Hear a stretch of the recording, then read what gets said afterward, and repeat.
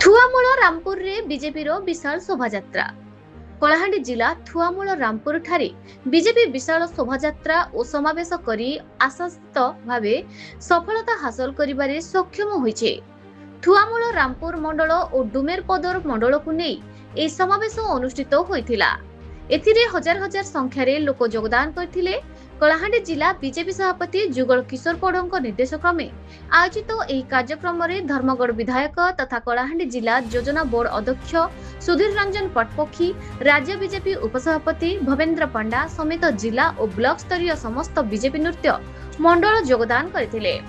अतिथि माने थुआमूल रामपुर आगमन परे विराट पटुआर रे दलीय कर्मकर्ता नाच गीतर ताले ताले सेमानकु पाछोटी नेथिले।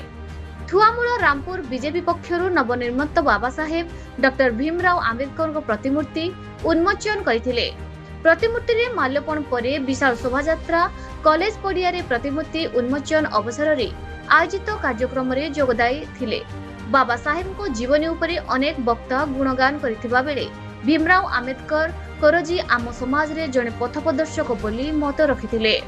उक्त कार्यक्रम में लांजीगढ़ विधायक पार्थी रमेश चंद्र माझी, जिला साधारण संपादक लोकनाथ दुर्गा और हिमांशु पंडा, राज्य कार्यकारिणी सदस्य महिला मोर्चा कांचन बाग, राज्य अनुसूचित जाति मोर्चा संपादक अपरेश स्वाई, अनुसूचित जाति जिला साधारण संपादक तोफान सुनानी, कलाहांडी जिला अनुसूचित जाति मोर्चा सभापति विष्णु नायक, थुआमूल रामपुर मंडल उपसभापति राधाकृष्ण नायक, ब्लॉक अध्यक्ष दया माझी, पूर्वतन ब्लॉक अध्यक्ष रायदास नायक और कियामणि नायक, थुआमूल रामपुर ब्लॉक सांसद प्रतिनिधि पवित्र नायक, बीजेपी वरिष्ठ नेता बाजरा भोई, विपिन बिहारी नायक, धनुर्जय नायक, लक्ष्मीधर नायक, युवनेता अभिराम नायक, भरत नायक, जितेन नायक, अजित नायक, सुजत नायक, पिंटू नायक, मंडल साधारण संपादक आलोक नायक, दुई गोटी मंडल सभापति पुष्पा नायक और दयानिधि भोई, कोलमपुर ब्लॉक अध्यक्ष प्रतिनिधि घनश्याम नायक, प्रत्येक समस्त बीजेपी वरिष्ठ